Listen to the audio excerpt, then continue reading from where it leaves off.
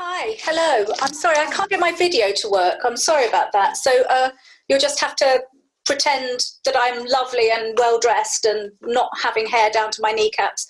Um, I'm just going to see if I can share my image, my screen with you. Great, thank you. Okay. And I think that's it. Okay, just bear with me. I have to go back to the beginning. This is my first day doing this. So again, can we see that? Can you see that? Yes, we can. Lots of bananas. Well, yeah. okay, We're already going bananas. Yes, me too. Thank you so much, Luda. That's just amazing. Thank you. So here we go. 101 things to do with a banana, or why in times of crisis, making and mending is always trending. This paper arises from a pandemic trend for baking banana bread. I watched this develop over the first month of lockdown with some amusement, as I personally don't like and therefore don't eat banana bread, and I guessed, who knows, that others didn't either. Why did it become so popular? And why was everybody going bananas? As the trend developed, recipes and photographs of homemade banana bread circulated on social media. It seemed that new routes to everyday creativity were developing, and baking was a way in which we could respond to the unstable cultural climate. Okay, and this will be discussed here, and I think that craft values, which is essentially what this paper is about, can be applied to any form of everyday creativity, and not just banana bread.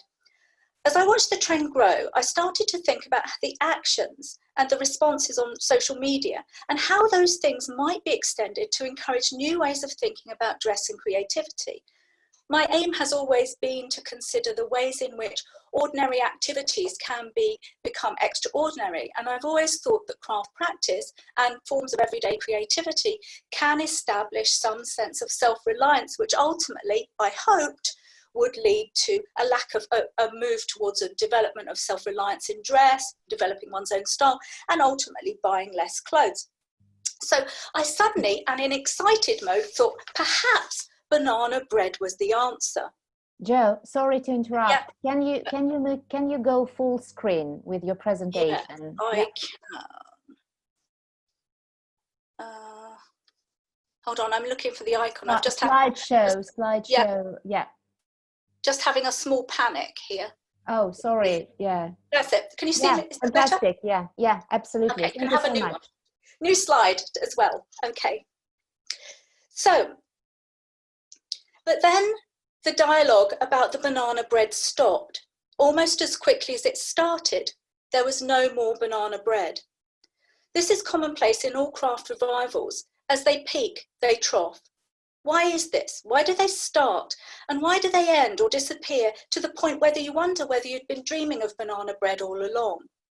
This paper is about crafts in time of crisis, but also it's about an understanding of craft itself in crisis. The first part is a kind of overview of how we understand craft and why craft is important in crisis. And I think this is something that's well documented, and I've been writing about it for 20 years, in addition to millions of other people. But really what I'm interested in is how do we make craft or encourage people to craft for longer, craft harder, craft more successfully, to encourage people to build a sustainable sense of self, sense of community, and indeed think about their consumption practices. So please do feel free to add comments. This is really just ideas at the moment, and I would be really grateful for any thoughts you have. Okay, so let's start with this notion of crisis, and this is going to be the first and last time I ever quote Boris Johnson. So this is the edict to the people of Britain. The time has now come for us all to do more. Give the British people a very simple instruction: you must stay at home. So we must do more, but stay at home. What does that mean? How can we do that? And how did we act on it? This is not normal. What do we do when we're at home? And largely one of the things that we do is we try and find a sense of stability in times of crisis. Being in a state of crisis at home, does that require particular senses of being or acting? Craft values are particularly good at addressing the needs of crisis. they offer connections to a variety of different things that make us feel safe. They're associated with homeliness, nostalgia, tradition, make, do and mend, of handwork, of calming, of feeling good. These are things that we're going to just kind of race through now. So, first of all, craft is associated with making safe. It's associated with homeliness and responding to particular kinds of needs at a particular kind of moment. We think about terms and words that we associate with craft production, which are all to do with community, about care, about actually connecting both with activities, with materials, with people, and with practices. We associate them with the home, and when we talk about home, as other people have said today, we're actually talking about as a state of being, really, as a sense of the familial, a sense of a place where we're cared for and where we care for others. Okay, so in terms of the banana bread example, we need to eat, so we cook. Food might be in short supply, so we bulk cook. We need to feel safe and warm, and we replicate the family traditions that we either had or imagine we had through practices and recipes. And we engage with senses that make us feel comforted, things that remind us of times when we were safe. These are all very ordinary things that we all know, but perhaps they are very ordinary, and because they're so ordinary, we might need to restate them. Making is connecting. And this is an important thing because craft offers us a connection between what's gone before, what's happening now, and what might happen in the past. It's a form of a mindful present. It enables us to look backwards and connect with people who have gone before us. It allows us to recreate particular states of being, like, for example, make, do and mend community. It gives us this opportunity to feel that we are providing and doing and contributing to our well-being and the well-being of those around us. Okay. So these are things that are, again, a sense of connecting in terms of time, practices, activities, and also things that we think are important, particularly things like recycling, reusing, repurposing, and becoming very creative with the very small amount of things we have. And I'm saying that as if we are in a state of complete rationing, but of course that wasn't the case. You know, we still could go shopping, we could still get food. Obviously there were things that were seriously restricted, but we could still buy food. Nobody was necessarily starving. Okay, so essentially what we're talking about is the new normal, is the old normal. Okay, so I'm going to have to race through this. Okay, so make, do and mend I think is completely important in terms of the banana bread example, because of course bananas are a wasteful fruit. They go off far too quickly, and they are things that perhaps in everyday life you might just, and I hate to say this, put in the bin. So finding things to do with a banana suggests that we can find things to do with a very small amount of tools, skills, product, materials. So therefore we're feeling like we're going back to some kind of wartime mentality. Also, making is also about connecting emotionally, connecting with people. Touch is to be touched. It's a reciprocal sense. So we understand making as connecting in a way which is, I know others have talked about intimacy today, but it's a means of giving back or sharing in some kind of way. Craft also is measurable, it's repetitive, it's repetitious, it has this kind of rhythm to it. It gives us this sense of calming and stability. So also we can see that we have this understanding of craft that is also always about stability, the past, a kind of being in some kind of stasis. But in terms of what happened with banana bread was we see a development of a new kind of community that encouraged people to talk about their making in new ways. Even bad making was encouraged. And I think this sense of a community of positivity that encouraged people to try and to fail and to start again, or to add to their knowledge in a very very safe and nurturing environment is a very useful way in which we can start talking about wider issues to do with what is craft, how can we be creative, and how that might work in everyday life. Finally, I suppose, is that what we have this fantastic space, we have this new kind of creativity, we have access to finding ways in which we can talk about our own productivity, creativity in new ways. Yet why do we fail? Why has it stopped? Why do we not care about this too much? Have we had too much banana bread? Are we just out of supplies? Are we just bored of baking? Are we exhausted by it? Are we eating too many carbs? Have we got too fat? Did we never just like banana bread and we just wanted to catch on to the trend? And really, these issues are the issues that always stop us from crafting. And one of those things, the key thing I think that we stop crafting is because we're bored, because we don't have the skill and we don't have the know-how or the knowledge to move this forward.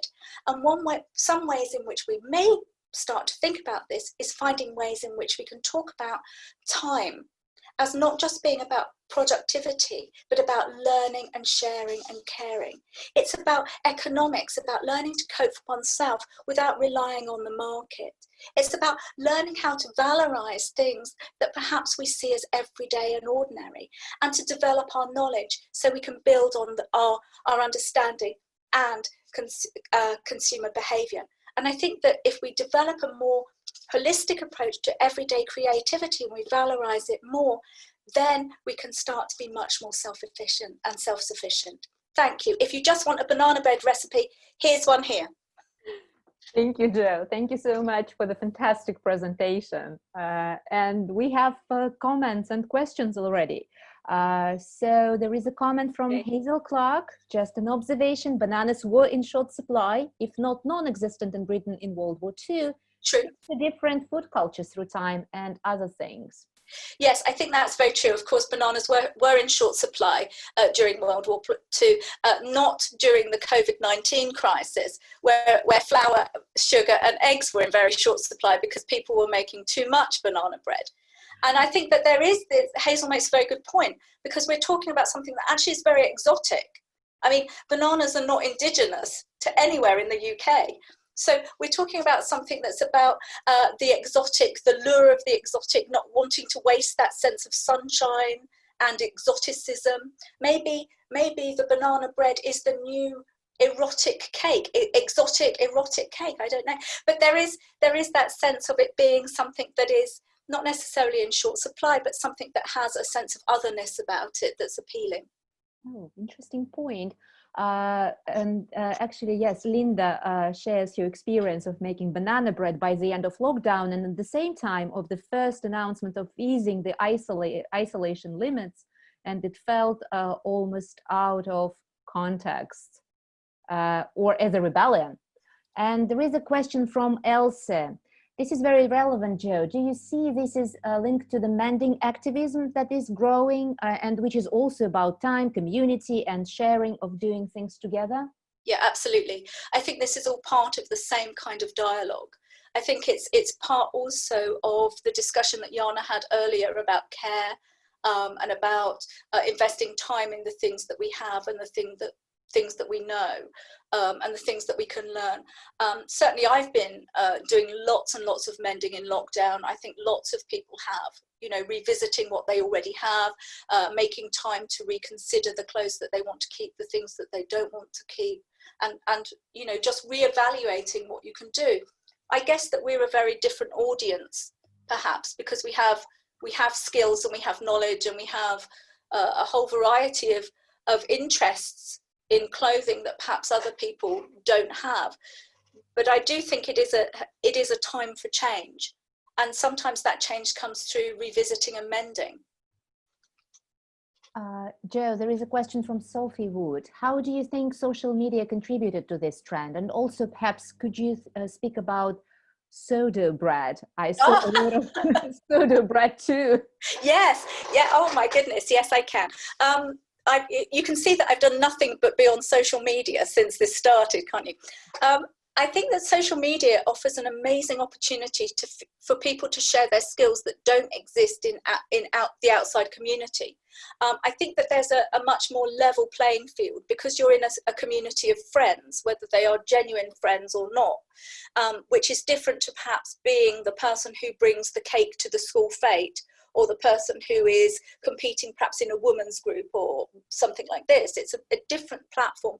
And I think it's a kind of encouraging group that allows people to fail and allows you to laugh at mistakes and to develop from them. I think it's a very educative state. And I think the opportunity to share as well one's successes is important because it's a form of documenting. It's a form of documenting where you've come from and where you're going to go to. It's a form of documenting how you've spent your time, how your skills have developed, how you're sharing and interacting with others. I think this is that in itself makes social media a fantastic platform for these kinds of activities. I think the bread thing is amazing because it seems that the very serious people are making soda bread, and is it soda bread? It's the one with the kind of special yeast, isn't it? Yeah. But I find that it's men who have gone mad for this.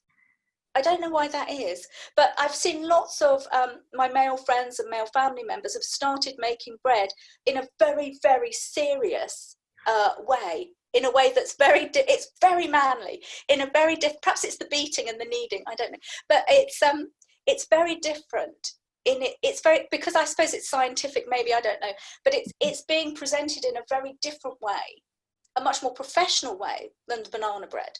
Oh, yeah, sure. Oh, of course. Yeah, and the construction and bread making. Well, I'm so sorry it turned into a food discussion, because obviously these things can be applied to clothing too, you know. Well, I think there is much, you know, behind this food making. Here's an article from says in the US, a lot of the social media posts about baking have disappeared because politics, Black Lives Matter, journalists being arrested and shot, have taken center stage. I don't mean to minimize the value of crafts, but maybe posts will come back at some point. So it seems like... Yeah, I think that's very true. I mean, I think that obviously we're living in a very, very, very difficult climate, and there are some things that are much more important than this. But I do think that the impact of craft is very significant in how we survive and how we communicate and how we relate to each other. And I think that it has a lot to do with sharing and compassion and a whole variety of things that perhaps we don't have so much of in this world at the moment in particular. Yeah, we have a very lively discussion of soda and bread in our chat space. So I please, apologise for lowering the tone. No, please join in. Yes, we have more than 12 comments on that. And let me just, see if there are any questions. Well, yes, there is a comment. I think there is something in craftivism too that marries activating for social justice and being connected with crafts. Absolutely, absolutely. Yeah. I think that also activity in craft levels a financial playing field, because often, you know, activities in things require less perhaps money because you can use recycled goods and such like. Mm-hmm. Wow, thank you so much, Jo. We've had enough of our bananas for today. Yeah, I know, too many. Yeah, great presentation. Thank you so much. Brilliant. Yeah, there are comments and yes, from everyone. You just have a look, Jo, in this box with chat. Yes, I'll go there now. Yeah. Okay, thank you so much. And we are moving now to another presenter from the UK. And this is Emma Lewis-Rickson, who is going to actually speak about crafts in times of isolation. And the paper is A Common Thread, Crafting Through Isolation. Emma Lewis, please. Hi, I just want to start by saying I don't have an actual presentation visual. Well, for two reasons. One, I'm using a computer that isn't mine, that has a camera. My computer doesn't have a camera that works. And as was mentioned, a lot has changed in the last 10 days. So I've been out like protesting almost every single day. So my priorities have shifted. Okay, And so it's, sorry, Emma Lewis, we can't hear you clearly. Maybe you speak a bit closer to the microphone. And I understand that, are you in the UK at the moment or in the States? Yeah, I'm in London. In London, yeah, okay. Yeah, and I think I'm not going to change what I was going to say, but I think that definitely shifts a lot of what I was talking about, because now I have had so much contact with so many people, even during this time of quarantine, and kind of making that decision too. But what I'm going to write about goes from Jo's kind of concept of, well, this is taken from her paper. Here's one I made earlier. And she talks about the repeat of motifs and comforting rhythmic practices, such as sewing and cooking, creating a pattern that promote a sense of well-being and calm, or stability in an unstable world. And kind of talking about how that crafting for me was that like craving repetition and meditation through embroidery, as well as like a physical contact with fabric. So I'm going to be talking mostly about my own work, because I make clothes, and then how that ties into Instagram, and how Instagram has become a call for action, but as well kind of transforms the nature of a physical, intimate act such as embroidery. So Instagram for me became the kind of biggest sphere of sewing and craft as a call to action. A lot of initiatives were started in London to get designers and creatives who otherwise would be sewing for money to sew scrubs for the NHS, as well as sewing masks. And kind of there was a really big public display of all this. I am I've been quarantining at my boyfriend's house where my sewing machine isn't. So I started embroidering underwear to sell and donate the proceeds to the Emergency Designer Network, which they are making scrubs. And kind of this interplay between craft, activism, the social media sphere, and yeah, basically that's it. So kind of the first like interaction with it as well was trying to buy an embroidery hoop, which was completely impossible. They were sold out everywhere, and that was a really great indication that everyone has been returning to craft during this time. People are craving to embroider and to touch needles and to sew, and in a very similar way that banana bread, like flour was impossible to buy here, but so was like any sort of sewing equipment. It was kind of a desire more to like engage with physicality, to be able to sew and touch fabric, and then being able to send that to my friends. Two of my best friends are now wearing underwear that I've made, and it's on their body, and one of them is in America, the other one is in Berlin, and like it could realistically be months or years before I see them again, as opposed to, I mean, I was literally meant to see both of them in the last few months. So kind of there's like a double physical interplay, because not only am I getting a satisfaction from creating and from having this practice where also when I'm embroidering, I can't be looking at the news, I can't be constantly stimulated by other people's activities, but also then having my friends wear it at a time where I can't hug them, I can't see them. But that kind of got me, as I have, turns it into a performative productivity. And when no other productivity is possible, because I'm 24 and a lot of people my age have been completely laid off from their jobs, the only kind of productivity possible has been craft.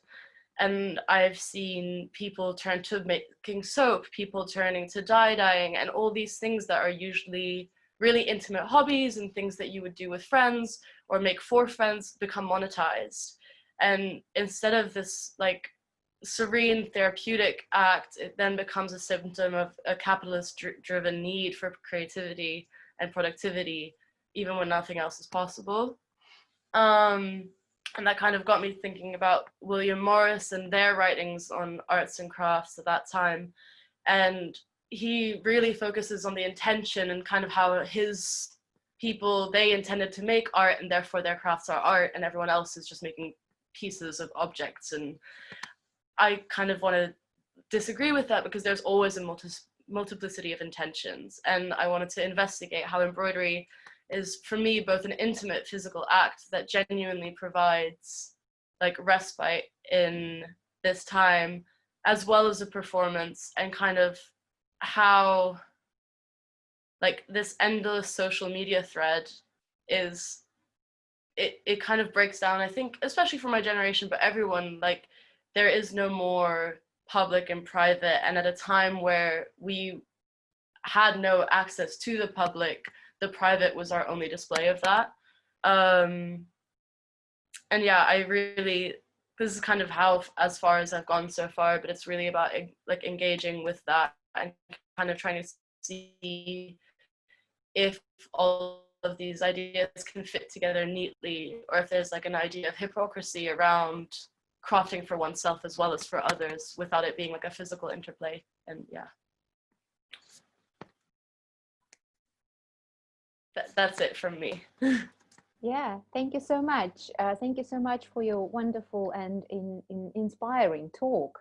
And Susan says that, yes, you expanded concept of touch, which I think is, yeah, has become increasingly important while we were all quarantined. Maybe you comment on this touch issue. Yeah, well, I think for me, because I was also working on a film kind of around the idea of touch and visibility of touch, and I think there was a lot of frustration.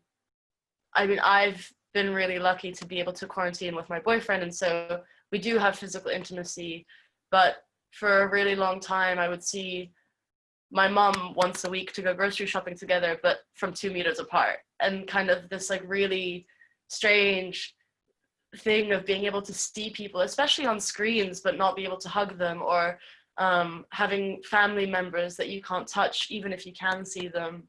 And I think there's definitely something, I was also sending postcards to my friends, and then they were returning new ones, and the idea of being able to hold something that someone you loved has hold when you can't hold them, it was like really important. And I think for me, especially, like, to be very honest, like there was that whole thing about how is it going to go back to normal, but I bumped into a friend at a protest and I ran and hugged him, and it was like this complete dissonance between having spent 3 months being so careful and wearing gloves and masks and everything, and like as soon as it broke down, really at the end of the day all you want is to touch the people you love. So yeah. Yes, heartbreaking actually. Yes, and the thing is that we have yes, we have shared this colleagues questions, comments. Yeah, I'm trying to see if there are any hands which are raised. I can share something tiny if I'm allowed. Yes, sure. I am getting ready for my next exhibition, and it includes a lot of work done by hand, and for my own reasons I needed to buy lots and lots of embroidery hoops. I discovered that it was literally impossible to do either in Israel or in Russia. It was all sold out at the very beginning of the lockdown, and it only came back to sales maybe a week ago, and I'm starting to buy it right now. So you're not alone in the UK. We are experiencing it here as well. Yeah, thank you. Well, it seems like we've been experiencing the same things all over the world, and that's how I actually came to the idea of this conference, because it's not only about like the idea to research, but the fact that we had this unique moment, all of us. So, do we have any other comments? Well, yeah, just people saying thank you so much. Yes, and Anna says, Anna Anisimova, my students did hoops from the yogurtlets. Okay, very creative. And Susan, well, asks if any videos are available which we could see. In reference to me? Yes. I am still working on all of them, but I'm sure I made quite a few in the beginning, and it was kind of all about seeing people, seeing people touch. But then again, this now feels all really strange in this context that I have, like, now interacted with so many people. But definitely there was a lot of me recording my friends while I was doing other things with my hands. Like, I was making collages while my best friend was talking to me on Skype and things like that. But yeah, I'm sure I can share some videos as well. Thank you. Yes, and I could see actually that Claire Rose was making something with her hands throughout the conference. And Hazel Clark says, just an observation, having started knitting again for the first time in years, I found the touch of the wool and the slow process very reassuring. Right, there is much to think about. Emma Lewis, thank you so much for your presentation. And we are moving to Generosi Camus from Regent's University London. And again, focus on this issue of craft, making and touch, probably. My own private sewing bee, navigating the personal and the public in lockdown. Jenna. Hi there. Hello, everyone. Good afternoon. Thank you, Ludmila. Thank you, everyone who has presented and those yet to go. I do know that my presentation is 11 minutes 30, so I know I'm forfeiting a bit of time for question, but I want to start right away. I am, however, not seeing my share screen button. Well, it should be on the bottom and in the middle, the green one.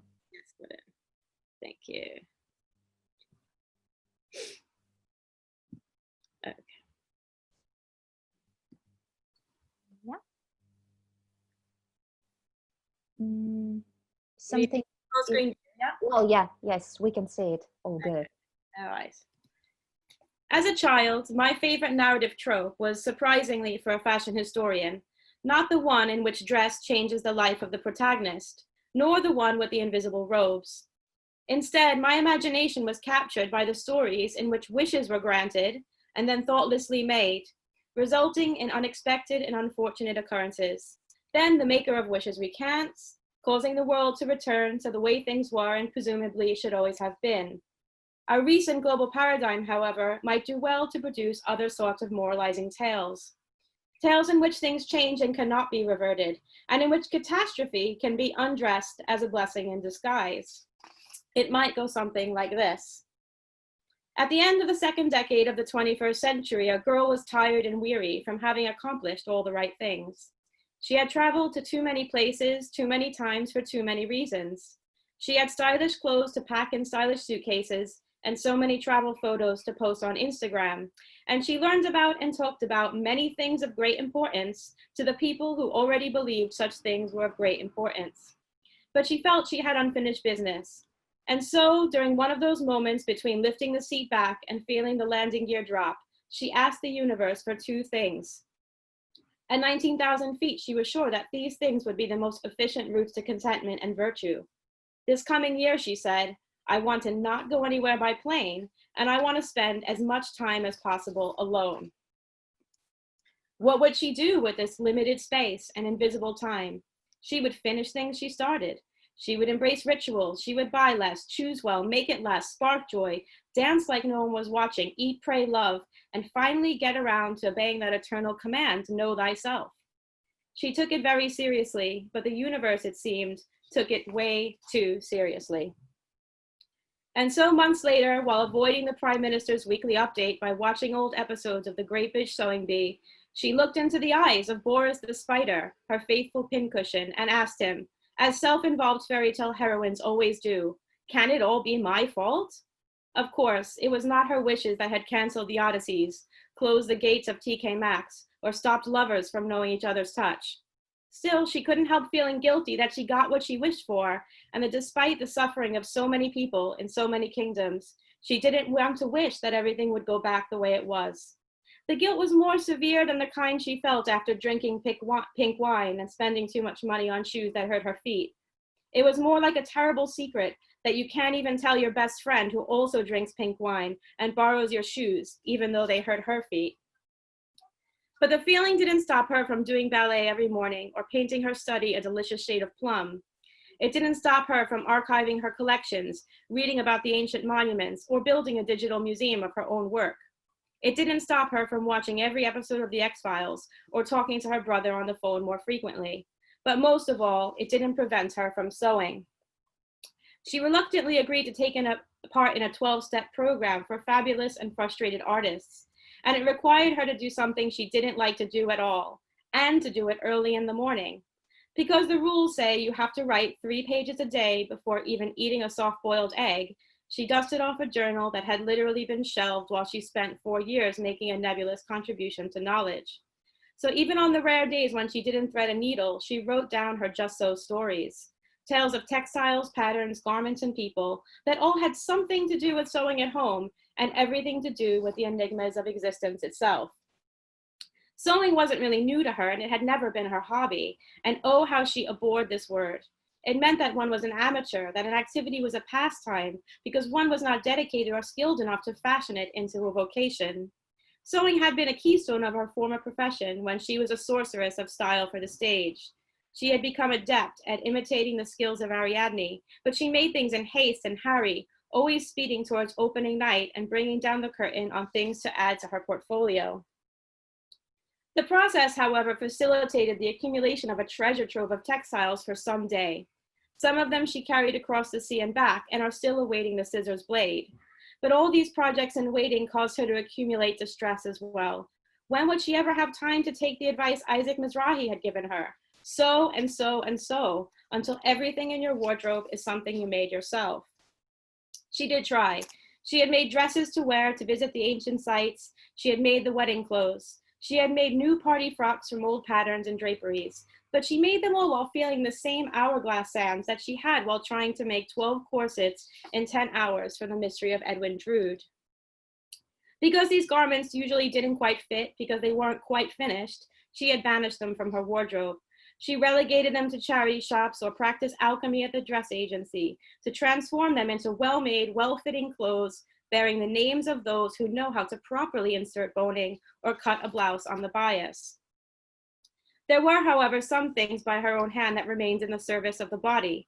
Many of these, she realized with the help of her journal, were made from fabrics that came to her on journeys to wondrous places or while she was wrapped up in life-altering experiences when clothes didn't even matter. And they had been imagined, cut out, pinned together, and made flesh during times when what she needed most was not the thing to wear, but something to do to trick her mind into doing the work of rest. For a time, she was a businesswoman responsible for selling designs from back in the day as muses to new designs that would be made for the masses with the fewest seams possible. To show how much better things had been before plastic zippers were invented, she took to exclusively wearing clothes older than her own mother. But she had been born very, very short, and she had grown very wide, so she couldn't fit into the clothes marked CC 41. So many hems were shortened and waistbands enlarged, and she found herself mostly secretly sewing, mostly as a way to fit in. While she tried to figure out if she was still an artist and to overcome the fear of cold calls, she also learned a lot about dress history, and that the word cabbage used to refer to pieces of fabric pilfered by workers from their employers. This is when she started a salad of old cottons and even tried to toss these up with remnants that had come from Ghana or been discovered on Etsy by pairing the word vintage with Venice, Egypt, or merely novelty. But she was usually too busy or too nervous to pin any paper shapes to them, and she took the fact that according to Vogue patterns, her waist was a size 14 and her hips were a 20.5 as a sign that she should leave sewing to the experts and possibly eat more cabbage. While her sewing project stagnated in an old yellow trunk that she used as a step stool, she worked in a shop where she sometimes had to darn moth holes or sew on buttons. And later she worked in a museum where she knelt down in reverence to the people who could sew well enough to reanimate the dead and to reanimate dead stock and shattered silk. She went back to school then to study fashion victims, and she imagined that would leave her little time for hobbies, even ones that related to clothes that don't suit the wearer. She was correct. But before reading 300 books and reviving another dead hobby that involved cutting up books, she cleared out her cupboards and cut up old clothes and rotting cabbages into squares that she hoped would someday be a patchwork quilt to rival the Harlequin suit. She finished this blanket just 1 week ago, so it took her longer than her thesis to complete. In the process, Harlequin himself had become a spirit archetype, because his suit was like all the things that one wanted to wear and perform and be all at once, but was really just a collection of rags that only made sense when they were put together in the right order. Figuring this out took up so much space and conjured up so many questions that she ended up unpicking the seams that had held her home together. And she wondered if there was any wisdom in the stories about new clothes signaling the start of a new life.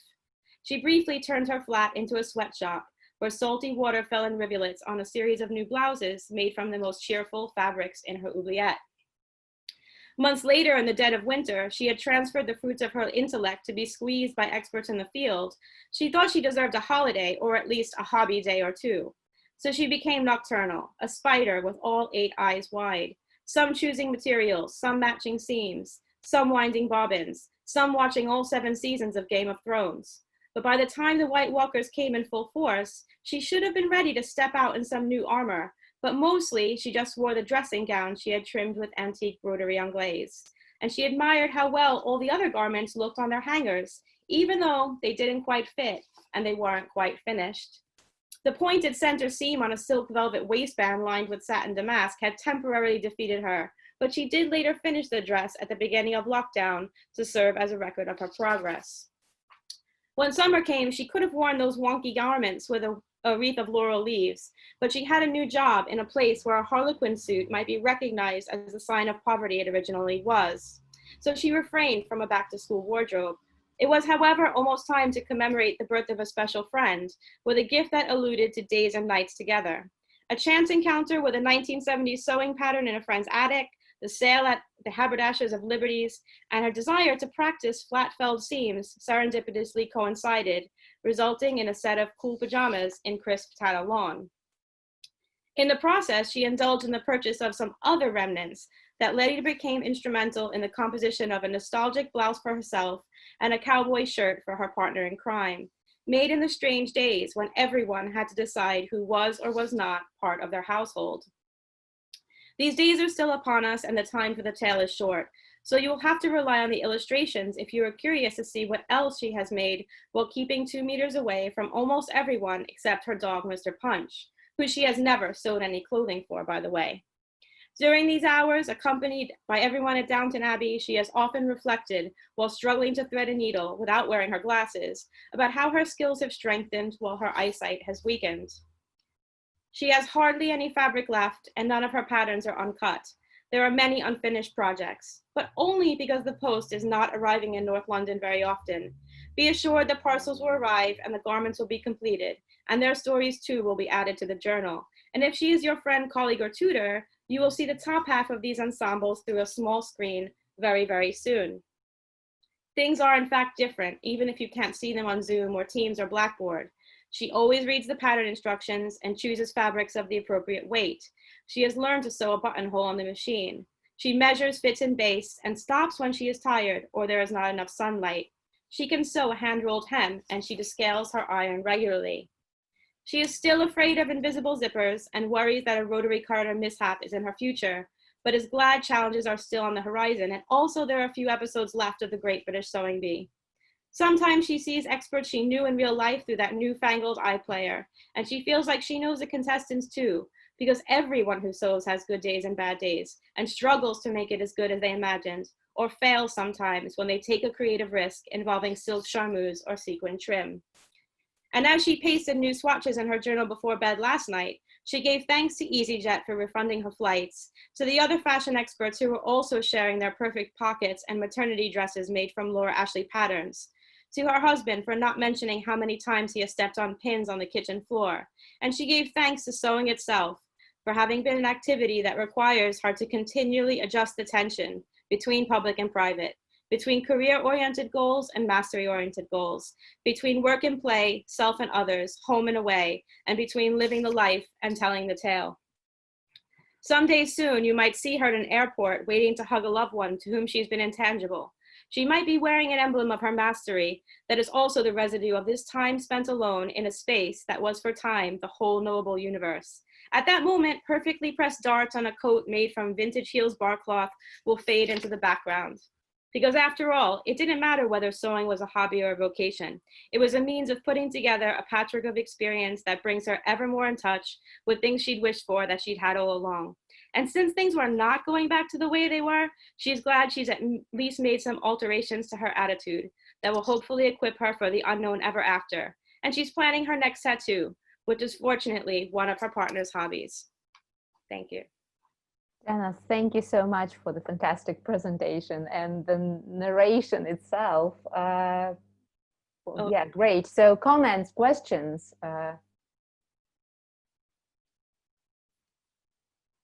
Yeah, Lainey loved the third person narrative and the evidence of your incredibly busy hands. Wonderful journals. Amazing. Wow, that was great. So yeah, I loved your own version of the fairy tale from Alison Matthews David, who is already with us from Canada, Toronto. Any other questions or comments? Questions? Yes, if you would. Jenna, will you take this practice with you post-lockdown? Yeah, thank you for the question. Thanks for the comments, everyone. Well, yeah, I think that this is the part of this that is the you know, both the intellectual part and also the you know, what is the promise one makes themselves to carry on. So certainly the different relationship to time makes these things possible. And yes, I think if I have an anxiety now, other than the post arriving, that anxiety is about will I be able to make this time to do this? And obviously a lot of the time I'm spending sewing is time when I would normally be socializing, and I want to do that immensely. And I have actually been out in the park with friends at social distance and come home and sewed. So I think there's something here about the more you do something when it actually becomes a habit. And this has been immensely made possible by doing the artist's way, which some people might be familiar with, and I've been doing it with a group. And also to a degree using a dieting app called Zoom that works with psychology about how to form habits. So I've actually been putting that intelligence towards my sewing practice. Jenna, there is a question from somebody who's hidden behind Huggy's face. How long have you been keeping your how long have I been keeping diary? Yeah. The book itself, I purchased and started in 2010. So right after I finished my MA, and it was at a time when I had first ever seen, well, I had been, doing a curation degree looking back at swatch books in museum collections, and also examples of usually sampler books or sampler crochet and embroidery diaries. And because collage was always a part of my artistic practice, it seemed like a natural thing to do. So I think there was, the book has been made in like a palimpsest, many layers of sticking things in and then writing down, in 2013, oh, I think I might make this, and then going back to it. But only in lockdown have I made it a ritual to write in it every day. Thank you. Jenna, yes, everybody just says so. Thank you so much for the fantastic presentation and for this, for sharing this. Yeah, thank you. And it seems like, we are moving to our next speaker. Thank you. And our next speaker is Hannah Rowe, University of Lincoln, UK, with paper Scrubbers at Work, the UK Dressmakers Collective Response to COVID-19. Hannah, are you with us? Let's see. Hannah. So this morning I heard from her, and she says she's staying with a young child. So it seems like she's not with us. Hannah, are you there? No. Well, it seems like, yeah, we have to move further. Natalia, Alexander, are you ready to present? Lyudmila? Yeah. Can you hear me? Okay, this is Alexandra. Hello. Hi. Hello. Okay, so Hi. can we start, or can you? Of course, but where is Natalia? She's here. Yes, she's here. I could see her. Natalia is here. Yes. Well, I saw her a minute ago. Yes, she's sharing screen. Perfect. Okay, yes, so exactly. we have just one word. We have Natalia Solomatin, Geneva University of Art and Design, and Alexander Schussler from School of Design, Basel. The Blueprint Project from Adventurous Central Europe onto the sofa in the living room. Okay, the floor is yours. Natalia? Natalia, where is our Natalia? Because she... yeah, let's see, because I think she probably forgot to switch on the sound. Okay. Natalia, yes, yeah, I can see you. So, yeah, hello. Super. So my name is Nathalie Solomatin. So I'm a lecturer in Geneva, in HEC Geneva. And we will present to you the Blueprint project that was launched for the second academic term, first year, for the fashion students from HED, so Geneva University of Art and Design. And we invited the cultural anthropologist and designer Alexander Schussler to join us and share. It's very frustrating for us as a designers experience. So please, Alexander, take over from this point. Thank you, Natalia. Okay, so actually I think this was in the very beginning of this year. I was invited to participate in the Blueprint project, and I should quickly explain what we are talking about. It is an association, or rather it is called Platform Culture Central Europe, that launched this project.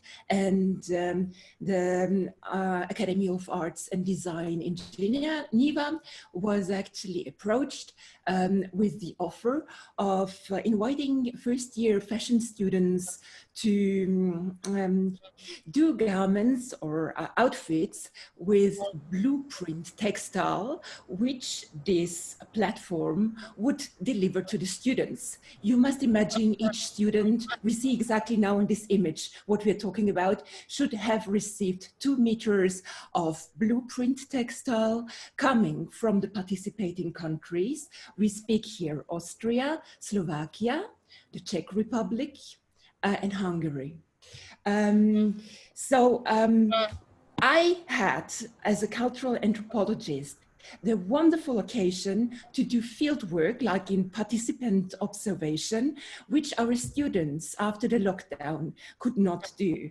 But all the pictures you see here are not my field work images, but it is material I was offered by my informants in Austria. There are 2 blueprint workshops over in Austria, and they made me understand, because I don't know, the first time I have to tell this, when I heard about blueprinting, in my head, in my imagination, it was something like very local and actually anachronistic, craft-based and very fixed. No evolvement, and above all, no contact with the outside world. But I had to learn that actually we're speaking about a global, a really worldwide technique, which is very much alive. And so all the knowledge I was gathering, we met on 9th of March for the very first time with the students. And it was not only me presenting my research results at this meeting, but also 2 blueprinters, one from Hungary and an Austrian couple, came to Geneva to give, a kickoff session for the students. they had like a very intensive day where we announced also that we would take them to the field, very important. The plan was that we would visit workshops, like blueprint workshops in Slovakia, in Bratislava and Ivanka na Dunaji. This meeting we were talking on the 9th of March about was actually a preparation for their own field trip. The same day in the afternoon, the students were sent to the Caritas, which is a charity institution that offered them to make a choice of the textiles, the second-hand textiles, as the idea was that they would do their own blueprinting, which they would learn in the field. So here we see them, like at Caritas, choosing textile samples they would use in the further design process. But the same day, on the 9th of March, we learned from the Slovak embassy that they had started their lockdown. So actually, Natalia and I, we knew that there would be no field trip to Slovakia. And we were like hoping that the crisis would not take that long and that we could still go. So there was a postponing. But clever enough and foreseeing the catastrophe, the blueprinters who came to Geneva, they did like a presentation sur place of an indigo dyeing process. So the students, at least as they could not go to Bratislava or Slovakia, they had the Austrian blueprinters at the school showing them how to dye with indigo. Next.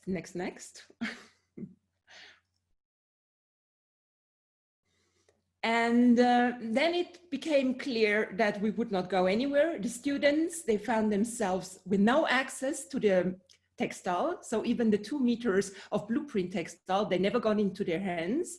And we knew that we would not travel and everybody was in confinement. So we came up with e-teaching. We concentrated on design concepts. The students had to work in their confinement, in the quarantine. And it was based on 2 axes. First of all, we analyzed the situation we all suddenly found ourselves in and tried to be creative with what we had at home, analyzing the tissue, well, the textile they should have received but never had in their hands, and concentrating on semiotic analysis of the color blue. And Natalia, I think from this point you should take over. Okay, so just finished, yes, with the concept. So it was the pictures of the concept study. And so the situation of the pandemic, which brutally paralyzed the cities, made that already a week later, after the launching of the subject, the students were prohibited from access to the building, staying at home. And so we should continue and do something. So the students are returning to their parents or stay home without any material to continue. And this, it was very important and rather complicated for us. So the rest took place with the home styling. So there you have a picture of my demand and the continuation, so the rest of our work. So home styling step, to find shapes consisted with the concept launched with Alexandra. And we work with a sort of thing that you have at home. So bags, blankets, and bed sheets, material used in the gardens like here, all kinds of interior decoration in order to find the volumes and the shapes connected to the concept. So this, it was the objective. And so next step, so as we always stay home, so next step for us was a homemade dyeing. So made in our kitchens. So here you have a beautiful picture, middle-aged picture. So as a historical practice. And to do our print with all kinds of breeze, fruits. So here, for example, you have blueberries, strawberries, Here you have some techniques of shibori and onions. And so the the studies was to apply it after the Photoshop mask. So here you have with the avocado, blueberries, onions, red cabbage, yes, and the pulp. So the pulp, it's a kind of reserve, a kind of technique. So as the Japanese people use, so the techniques with the rice that you can always make home. And so as it was mentioned at the conference, so as the domestic craft practice are popularized during this pandemic, this is right for us. This is done with the rice too, for example, and this is what the continuation to. So to find some kind of prints and to put it with the Photoshop with our styling like this.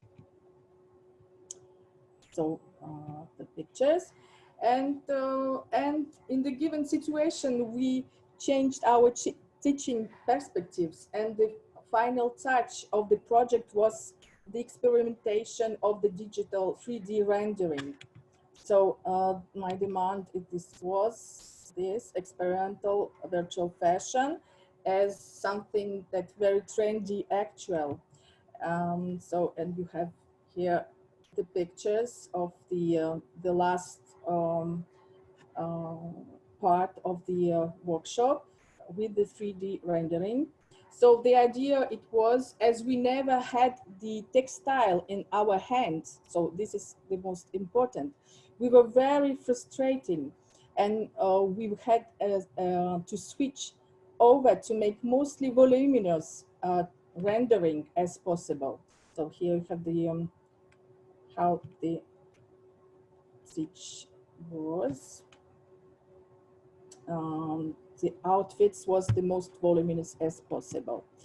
But for us, these are illusions, and for us it was really an illusion. And just to the end, finally, I would like to quote Tatiana Vladimirovna Chernigovskaya, so the Soviet and Russian scientist in the field of neuroscience.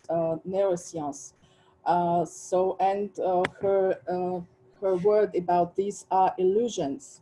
So just two phrases.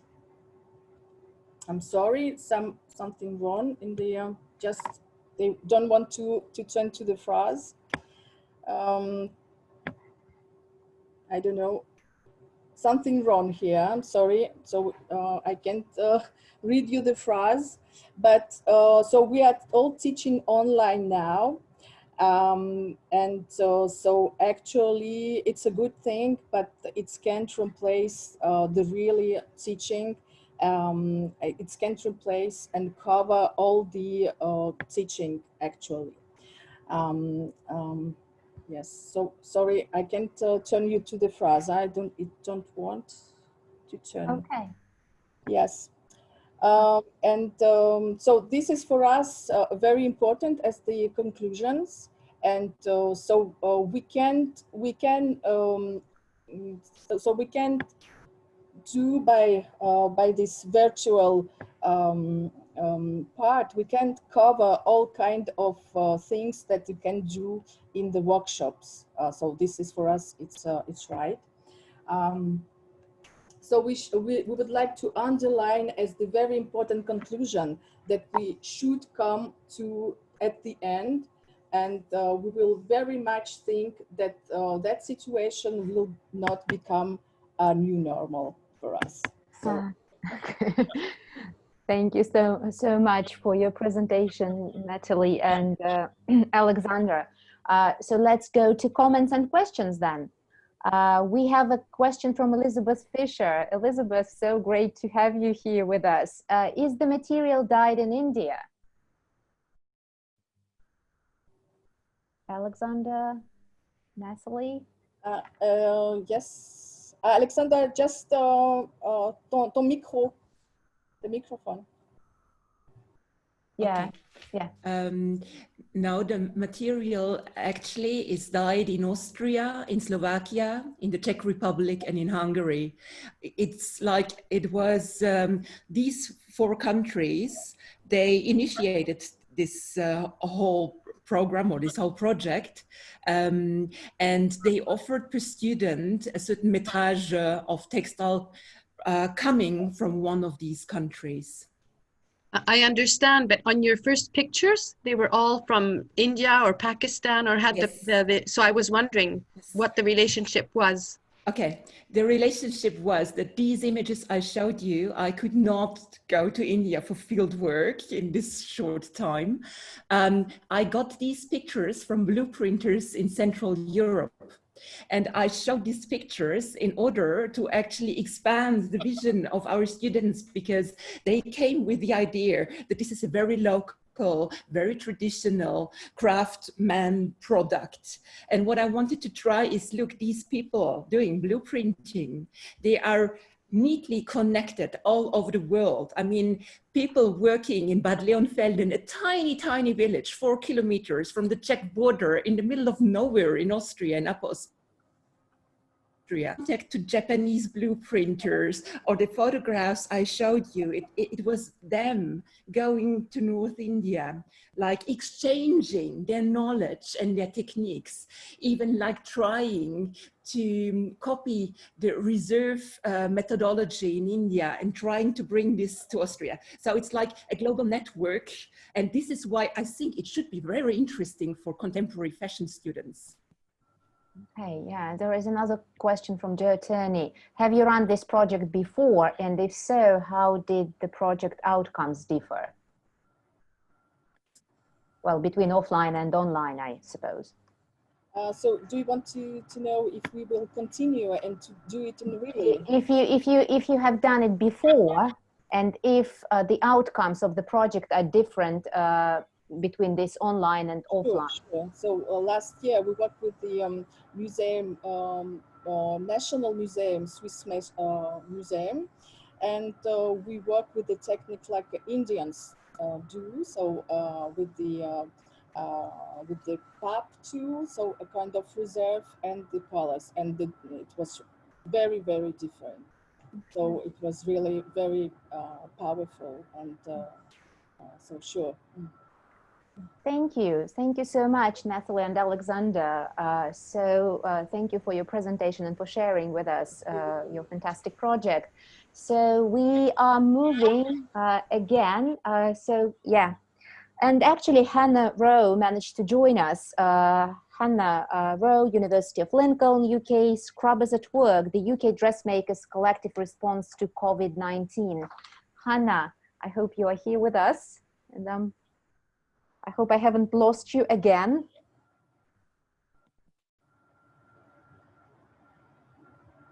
Hannah was here just half a minute ago. Okay, yes, she's here, but she's, can't unmute. I will try to unmute you. Okay, let me see if I can do it myself. No. So, well, I'm afraid I'm not able to unmute you myself for some reason. So, okay, I think we have to, to move on. I'm afraid, yes, and Hannah, please, if you join in, just let me know. And we are moving to Singapore, and here with us is Daniela Monasterios. I think she's been here. Daniela has been with us since morning. La Salle College of the Arts, and the paper is Making Replicas, Open Source Resources and the Potential for Remote Fashion Research. So we are getting back to the topic which we already referred today in the morning with Anna Anisimova. So Daniela. Hi. Hi. Can you see my screen? Can you see my presentation? Yes, we can see your great. Yeah. Hi, I'm coming to you from Singapore, and thank you for joining me. Today, I'll be talking about what I've been doing during the quarantine, and we're still on the quarantine in Singapore, and what this has led me in terms of fashion research. So my title is Making Replicas, Open Source Resources and the Potential for Remote Fashion Research. So one of the things that I was doing in my quarantine was I wanted to make my own fashion object. And so I downloaded a Simone Rocha paper pattern from Show Studio, which you can see here on the top image. And that is made up of 42 A4 pages that I painstakingly put together with tape, as you can see in the middle, and then cut up again into paper patterns at the bottom. And then I sewed it up and I created my own replica of a Simone Rocha skirt, as you can see on the left. So what did I get from this making exercise was different possibilities for fashion narratives. I could talk about skirts and silhouettes pertaining to femininity. I could talk about the details on the garment itself. I could talk about skirt as an archetype. I could talk about Simone Rocha's work itself. But what I chose to focus on was the idea of production, and for this presentation, open source production. So open source is the ability to give something out there that people can make use of for free. So here we see where I got the Simone Rocha skirt from, and this is from Show Studio. Show Studio is an online platform that has been started by Nick Knight, a fashion photographer. And it aimed in the early days of the internet to give access to people to the inner workings of fashion. So fashion production, fashion photography. And so we can see here amazing patterns from Martin Margiela, John Galliano, and now this project is one of their longest running projects for 18 years. The latest one was the Alexander McQueen by Sarah Burton dress, which is now in the Met's recent exhibition. So from this point, I went on to the idea of remaking as research, and this is not a new thing. We know the great Janet Arnold, who in the 60s began Patterns of Fashion, where she took historical garments and took paper patterns from measurements and from observation of the garments, from close observation of the garments, to understand the different things about these garments. We know the work of Dorothy K. Barnham from 1973, whose seminal work, Cut My Coat, has inspired a lot of zero waste paper cutting that is done today. And Betty Kirk, whose book on Madeleine Vionet's work and amazing bias cut garments has allowed us to understand the intricate construction of this designer. And so conservators and curators have often used recreation and remaking in their work in exhibitions, especially for objects that might be difficult to display because of their age. And the one thing that has changed though is the idea of making the paper patterns available for the public. And one of the first instances that this happened was in 2011 with the pattern project by the Los Angeles County Museum of Art, the LACMA, where they started to put paper patterns from their historical objects available on their website. So on the right, you can see a men's zoot suit from their collection, and anyone who is keen to could download this and make their own historical replica. However, we can see that this is quite high level, and as the examples go on, we would see how it gets much more approachable as a curatorial intervention. So the second case study is a collaboration by the Victoria and Albert Museum for their Balenciaga exhibition. And it was a collaboration with London College of Fashion's MA Pattern and Garment Technology program in 2017, where curators and conservators gave access to the students to these Balenciaga garments to kind of reverse engineer. And we can see here as a curatorial intervention they showed both the replica as well as an X-ray of that particular garment. And this allows the public and the visitors to really understand the interior of the garment and to kind of have a little bit of a view of the amazing construction of this designer and get to know the work in a different way. And because it's a calico replica, the curators are able to do things like raise the dress to show the inner construction, something they can't do with the original object in fear of harming it. And so what's interesting also is that there are different modes of communication with these digital patterns that the students developed from the objects. And these can be, as you can see here, have been animated and shared on their Instagram page. And this was done maybe 3 weeks ago. Sorry, it was shared 3 weeks ago. And you can see how they were participating in the Museums from Home initiative. And so here we have different engagement with the garments in a different mode again. The third case study that I would like to show is an independent online museum called the Underpinnings Museum. And they similarly did a collaboration with the MA Pattern and Garment Technology students in 2017. And then they created this online exhibition called Remaking the Past, where the students had chosen objects from their physical archive to recreate into digital paper patterns, which were available for download and for a small fee, and technical drawings, as well as a recreation of the garments in modern materials and using modern machinery. So this is a really interesting case study. However, these case studies are still done by professionals, by students.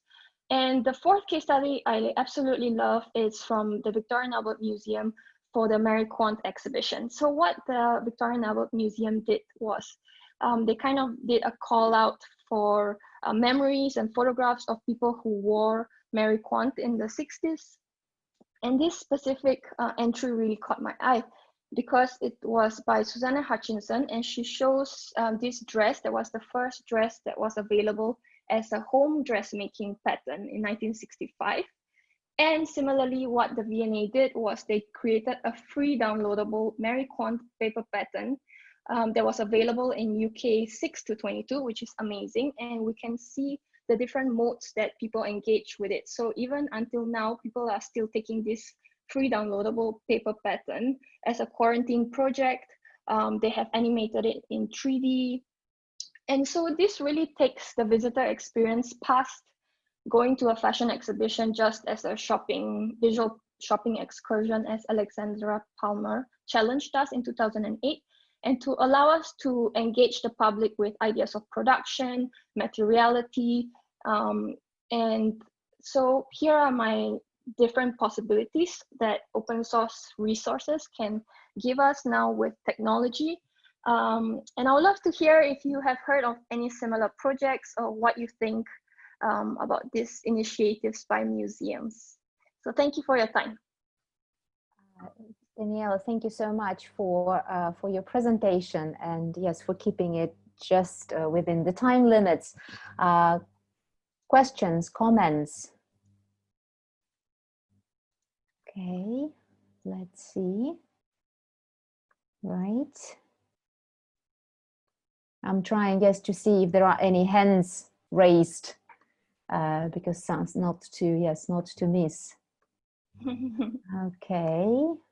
Well, yeah, there is a comment. Bravo, Danny, allowing such a multiplicity of agency within the project. Super interesting, wonderful and exciting work.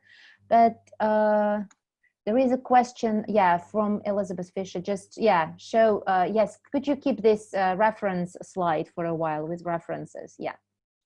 Mm-hmm. Yeah. Okay.